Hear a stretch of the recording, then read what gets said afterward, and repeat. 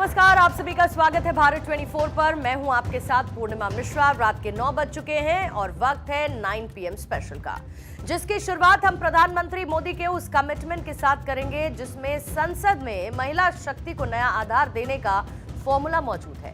कैसे पीएम मोदी के इस प्लान के जरिए और मजबूत होगा देश का लोकतंत्र, और क्या 5 राज्यों के चुनावों के बीच ये पीएम मोदी का है मास्टर स्ट्रोक, इसे करेंगे डीकोड। इसके बाद उस स्ट्राइक को भी हम एनालाइज करेंगे जिसने पश्चिम एशिया में जारी सीजफायर को अब खतरे में डाल दिया है। किस तरीके का कंफ्यूजन जारी है लेबनान को लेकर, इसे भी समझेंगे। वहीं पश्चिम बंगाल के चुनावी घमासान में पीएम मोदी की जनसभाओं ने आज बीजेपी कार्यकर्ताओं में जान फूंक दी। इसके अलावा दूसरी तरफ मोर्चा संभाला है नितिन नवीन ने, जिन्होंने जेन जी को बीजेपी के फ्यूचर प्लान के बारे में समझाया। आज इलेक्शन के एक्स फैक्टर में करेंगे इसी सियासी चक्कर का फुल एनालिसिस। तो आइए 9 PM स्पेशल की शुरुआत करते हैं एक बात कहते हुए कि वो जब कुछ ठान ले तो असंभव कुछ भी नहीं रहता। उनकी सहनशीलता का कोई सार नहीं है और उनके पास शक्तियों का वो भंडार भी है जिसमें दुनिया बदलने की ताकत है। हम बात कर रहे हैं महिलाओं की, जिनकी शक्तियों का विस्तार करने का संकल्प पहले ही प्रधानमंत्री मोदी ने ले लिया था और अब प्रधानमंत्री उस मिशन में जुटे हैं जो महिलाओं को देश की संसद में नया आधार देगा। और आज प्रधानमंत्री मोदी की इसी महिला शक्ति वाले मिशन की हम बात सबसे पहले करेंगे। उस खबर का विश्लेषण करेंगे जिसमें आधी आबादी को पूरा अधिकार देने का कमिटमेंट भी शामिल है। आप याद करिए 19 सितंबर 2023 को मोदी सरकार ने नारी शक्ति वंदन अधिनियम के रूप में विधेयक संसद में पेश किया था। लोकसभा और राज्यसभा दोनों ही सदनों से यह विधेयक पारित हुआ। राष्ट्रपति द्रौपदी मुर्मू की मंजूरी के बाद यह 106वां संविधान संशोधन कानून की तरह सामने आया और इसने वो रूप भी ले लिया। अब महिला आरक्षण संशोधन ड्राफ्ट इसी महीने पारित होने की संभावना है और प्रधानमंत्री मोदी की अध्यक्षता में बुधवार को एक कैबिनेट की मीटिंग हुई जिसमें इसे मंजूरी दे दी गई है। ये तो हो गई खबर की बात। अब महिला आरक्षण को लेकर मोदी सरकार की मंशा एकदम साफ है।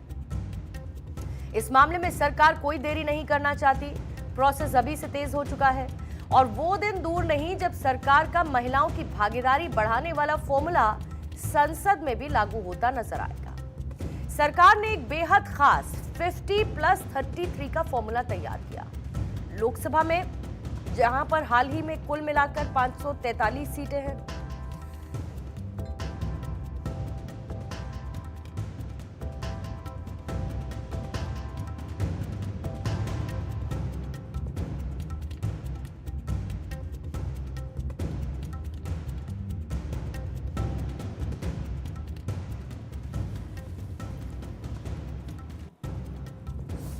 लोकसभा में हाल ही में कुल मिलाकर 543 सीटें और नए प्रस्ताव के तहत 50% वृद्धि के बाद यह संख्या बढ़कर लगभग 816 हो जाएगी। इन 816 सीटों में से एक तिहाई यानी कि करीब 273 सीटें महिलाओं के लिए आरक्षित होंगी। सरकार ने बजट सत्र को बढ़ाते हुए 16 से 18 अप्रैल तक संसद का विशेष सत्र बुलवाया जिसमें इस संशोधन बिल को पारित किए जाने की संभावना है।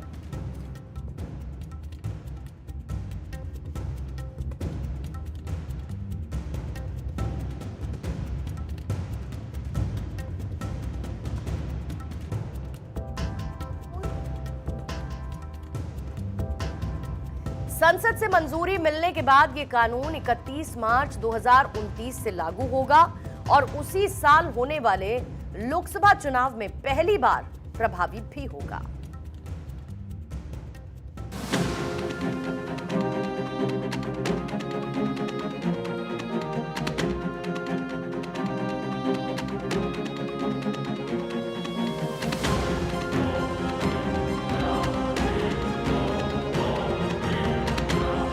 सबकी इच्छा है कि 2029 में जब लोकसभा के चुनाव होंगे तब हमारे देश की नारी शक्ति को जनप्रतिनिधि के रूप में लोकसभा में, विधानसभाओं में 33% स्थान मिलना ही चाहिए।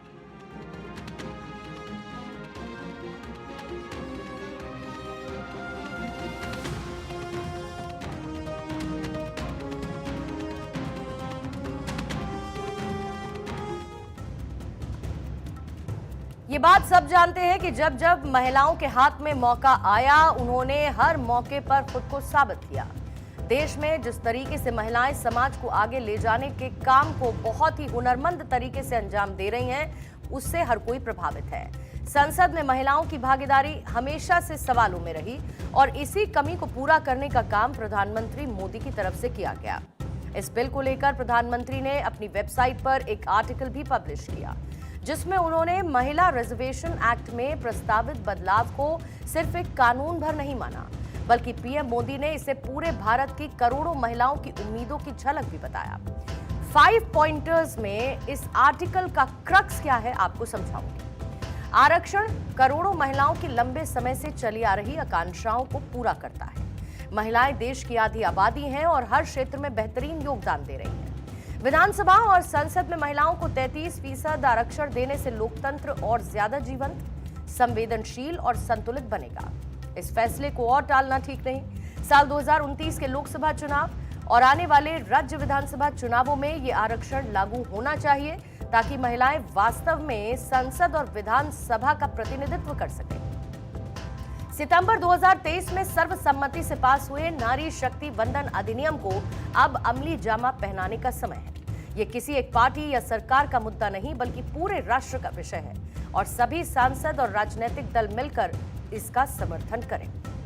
महिला आरक्षण संशोधन ड्राफ्ट की खासियत ये भी है कि नई सीटों का निर्धारण 2027 की जनगणना की बजाय 2011 के सेंसस के आधार पर किया जाएगा। ये कानून राज्यों की विधानसभाओं और साथ ही दिल्ली, जम्मू कश्मीर, पुडुचेरी जैसे जो केंद्र शासित प्रदेश हैं, ये उन पर भी लागू होगा।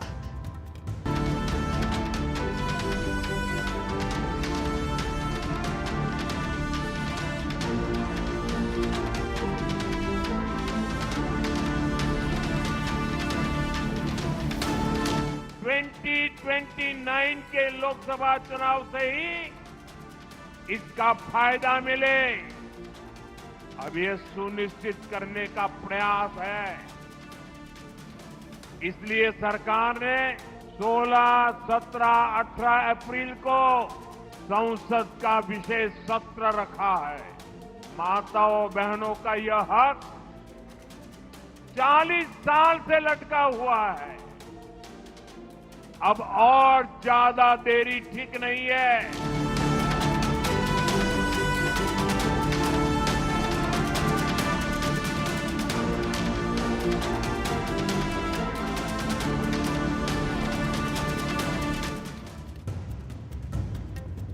अब महिला आरक्षण की आखिर जरूरत क्यों पड़ी, इसकी एक बड़ी वजह है।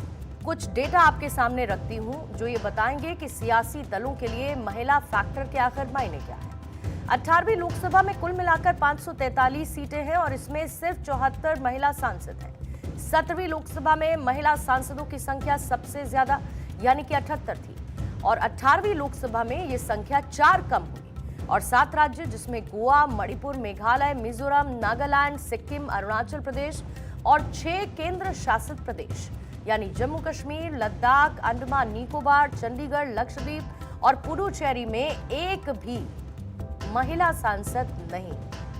ये आंकड़े सियासी दलों के डबल स्टैंडर्ड, उनके दोहरे रवैये को दिखाते हैं। चुनाव में जब ये पार्टियां उतरती हैं तो इसी आधी आबादी का वोट पाने के लिए एड़ी चोटी का जोर लगाती हैं, लेकिन बात जब टिकट वितरण की आती है, बात जब प्रतिनिधित्व की आती है, बात जब सदन में इन्हीं महिलाओं को रिप्रेजेंटेशन देने की आती है, तो यही पार्टियां सब कुछ भूल जाती हैं। लेकिन अब इसी सोच को प्रधानमंत्री मोदी ने बदल कर रख दिया है।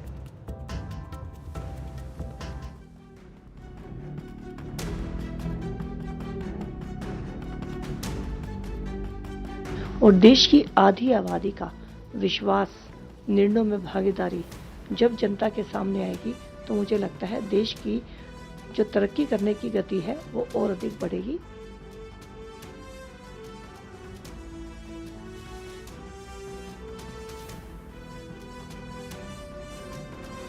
महिलाओं को लोकसभा और विधानसभा में 33% आरक्षण देने का जो निर्णय है, ये केवल एक विधेयक या बिल नहीं है। ये आधी आबादी को उनका अधिकार और सम्मान दिलवाने की दिशा में एक बहुत क्रांतिकारी कदम है।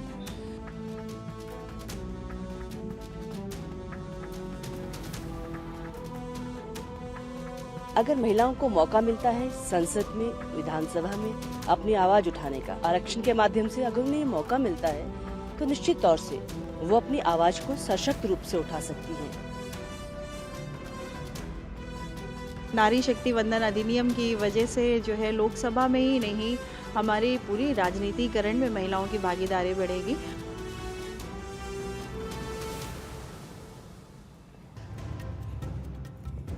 तो एक तरफ आधी आबादी को अधिकार, तो दूसरी तरफ प्रधानमंत्री मोदी ने इसके जरिए अपना मास्टर स्ट्रोक लगाया। 3 राज्यों में चुनाव आज संपन्न हुए, तो वोटिंग से ठीक पहले महिला आरक्षण संशोधन ड्राफ्ट को केंद्र की तरफ से मंजूरी देना चुनावों का एक बड़ा फैक्टर बन सकता है। वोटिंग के दौरान महिला शक्ति ने कई बार चुनावी गेम को बदला है, और कहीं महिला आरक्षण इन चुनावों में गेम चेंजर न साबित हो जाए, इसकी भी कुछ बड़ी वजह है। जैसे कि केरल, तमिलनाडु और पुडुचेरी जैसे राज्यों में महिला वोटर्स की संख्या पुरुषों से या तो अधिक है या फिर बराबर पर है, जिसका मतलब यह है कि सरकार किसकी बनेगी ये काफी हद तक आधी आबादी तय करेगी। केरल में जहां पर 52% महिला वोटर्स हैं, पुडुचेरी में 50.92% है, तो असम में 49.98% है, जबकि तमिलनाडु में 51.07% महिला वोटर्स हैं। पश्चिम बंगाल की बात करेंगे तो यहां पर एसआईआर के बाद महिला वोटर्स की संख्या में गिरावट देखी गई, और ये अब 48.8% से 49% हो गई है।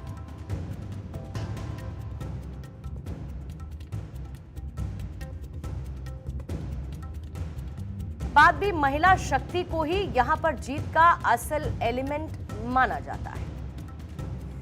तो पश्चिम बंगाल में महिला वोटर्स की संख्या की रेंज 48.8% से 49% के बीच की है, जो पहले की तुलना में कम हुई है। अब देश के 5 राज्यों में हो रहे विधानसभा चुनाव के बीच एक बार फिर से महिला आरक्षण बिल चुनावी बहस के केंद्र में आया। इस बिल को लेकर पक्ष और विपक्ष दोनों दलों के नेता समर्थन करने का दावा करते हैं, लेकिन दबी जुबान में विपक्ष बिल पेश करने के समय पर सवाल उठा रहा है। हालांकि पॉलिटिक्स के बीच यहां ये बात ध्यान में रखनी चाहिए कि जिस तरीके से साल 2014 के बाद से पीएम मोदी की पॉलिसीज ने महिलाओं की स्थिति को बेहतर किया, उन्हें उनका अधिकार दिलाया, वो इस पूरी सियासत की हवा निकालने के लिए काफी है।